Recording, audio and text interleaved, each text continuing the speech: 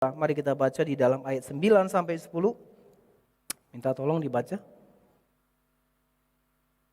Dalam hal ini, inilah kasih Allah dinyatakan di tengah-tengah kita, yaitu bahwa Allah telah mengutus anaknya yang tunggal ke dalam dunia, supaya kita hidup olehnya.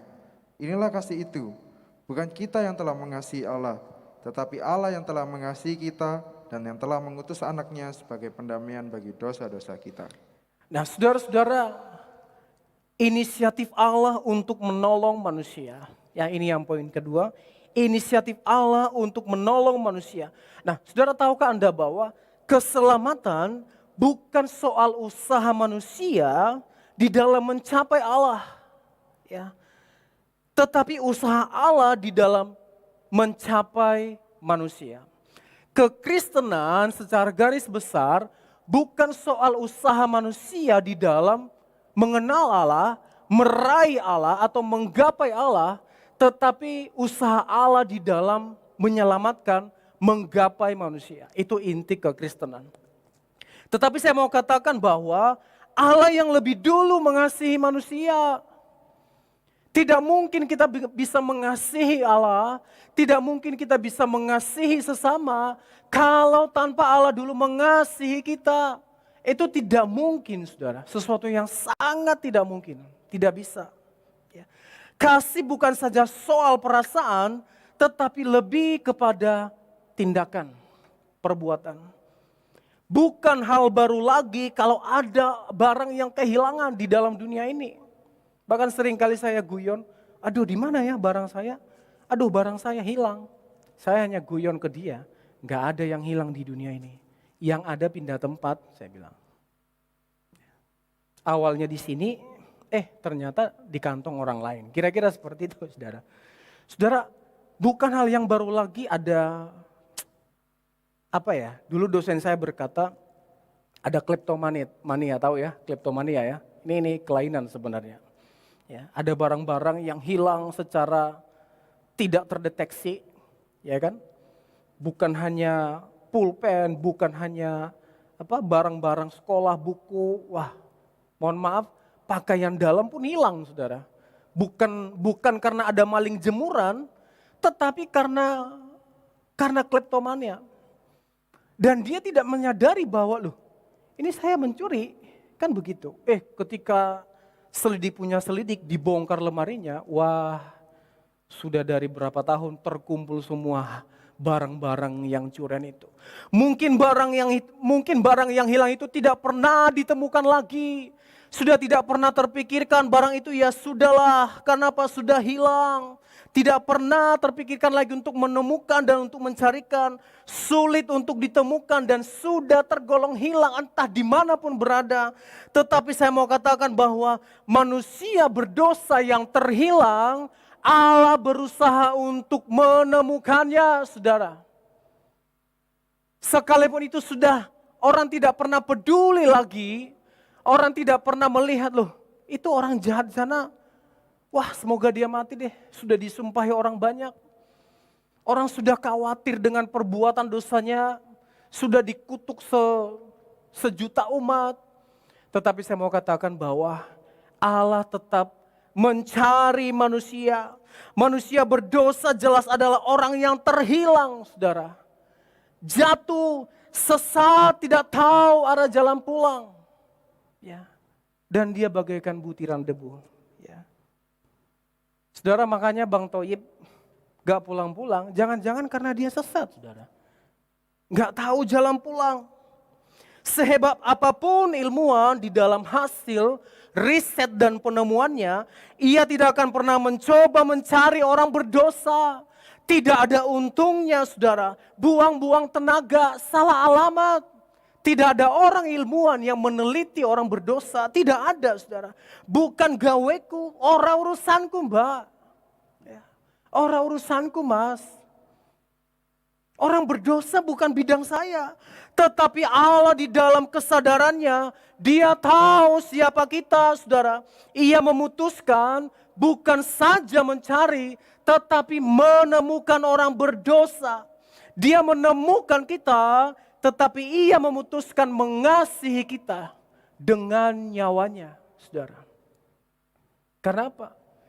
Karena bukan soal manusia yang berusaha untuk mencapai Allah. Makanya saya katakan bahwa keselamatan adalah anugerah. Itu benar apa adanya, saudara. Bukan soal usaha, karena apa? Bukan kita yang naik ke surga, saudara. Bukan kita yang mendorong Yesus naik ke salib. Ayo Yesus silakan naik ke salib.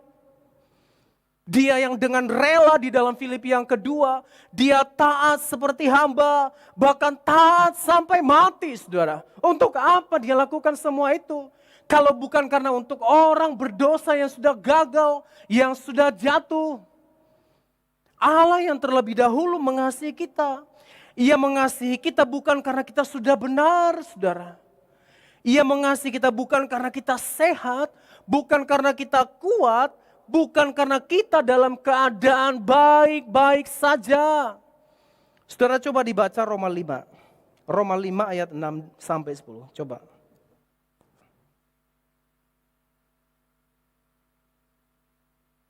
Roma pasal yang kelima ayat yang ke-6 sampai 10.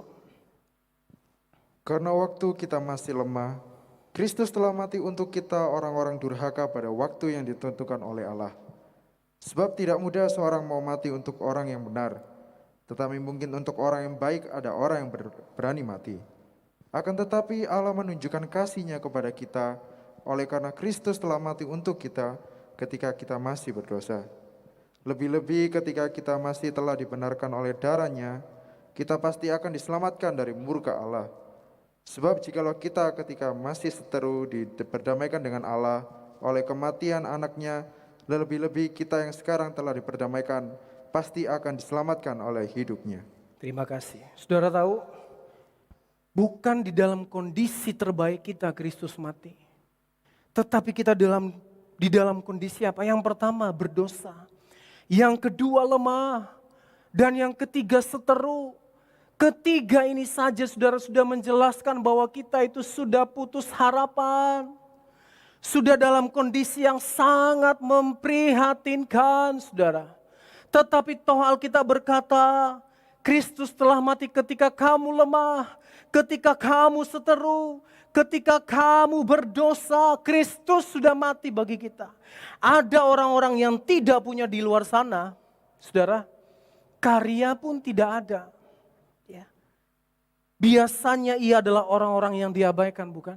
Sudah tidak punya apa-apa, tidak punya prestasi, miskin. Saudara, dia adalah orang biasanya orang-orang yang dijauhi. Dia dilupakan, dia dijauhi, lebih kejamnya lagi dimusuhi, dilaknat kata orang lain, saudara. Tetapi akan lain ceritanya kalau dia berprestasi, ya kan? Kalau dia kaya, kalau dia sukses, kalau dia tajir melintir, kalau dia terkenal, kalau dia jadi artis, kalau tiba-tiba ada durian runtuh dalam hidupnya, tiba-tiba kaya, satu persatu akan mengaku jadi keluarga, saudara. Halo bro, siapa ya? Kenapa saudara? Karena itu biasa di luar sana, saudara. Satu persatu akan mendekat. Mungkin seseorang dapat warisan 30 hektar kelapa sawit. Mungkin dapat warisan kebun karet atau kebun jeruk. Tetapi tahukah Anda bahwa Kristus mendekati kita. Kristus traveling ke bumi. Berjalan menembusi dunia yang kotor ini. Hanya untuk mencari orang berdosa, saudara. Karena Allah bukan mencari orang benar. Dia menggambarkan dirinya seorang dokter yang menyembuhkan orang sakit. Itu Kristus. Kristus benar-benar secara sadar, bukan dengan paksaan. Dia sengaja menarget kita, saudara. Dia sengaja menyasar kita. Dia sengaja membidik orang berdosa. Secara jelas, dia tidak mau meleset. Saya datang untuk mencari engkau, orang berdosa. Saya datang untuk menyelamatkan engkau. Sekalipun dengan perbuatanmu yang berdosa, engkau melawan saya. Engkau seteru, sekalipun tidak ada orang yang memperhatikan engkau. Sekalipun engkau sudah gagal, tetapi saya mau turun mengunjungi engkau orang berdosa. Tidak tanggung-tanggung dia turun, bukan? Dia menerobosi, dia menembusi dunia yang gelap dan yang telah korup ini di mata Tuhan. Ia adalah dokter yang Yesus katakan bahwa aku akan menyembuhkan engkau. Banyak ajang pencarian bakat di tingkat nasional dan internasional, saudara. Saudara tahu? Ada dunia tarik suara, ada dunia kuliner, ada dunia permodelan, ada X Factor, Indonesian Idol, ada pencarian bakat apa lagi? Banyak di stasiun televisi swasta, internasional juga.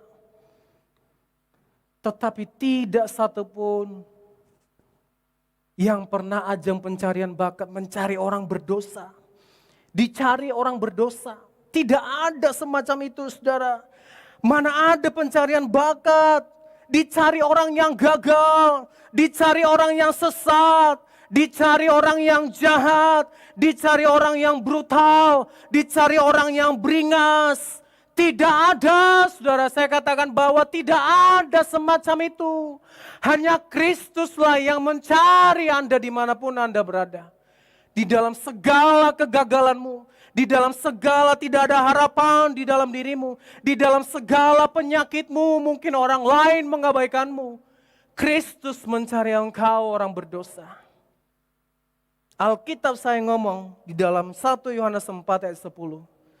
Inilah kasih itu, bukan kita yang telah mengasihi Allah, tetapi Allah yang telah mengasihi kita dan yang telah mengutus anaknya sebagai pendamaian dosa-dosa kita. Di manakah kasih itu, saudara-saudara? Apakah dia di gunung sana? Apakah dia di laut sana? Apakah dia jauh di kedalaman sana, jauh di sana? Tidak, saudara. Kasih itu berada di dalam Allah. Oleh sebab itu setiap orang yang lahir dari Allah mengenal Allah. Saudara tahu inisiatif untuk menyelamatkan, untuk menolong manusia datang dari Allah. Yohanes 3:16 sebenarnya terjemahan terbaik, bukan karena begitu besar. Banyak terjemahan Inggris yang berkata, "For God so loved the world."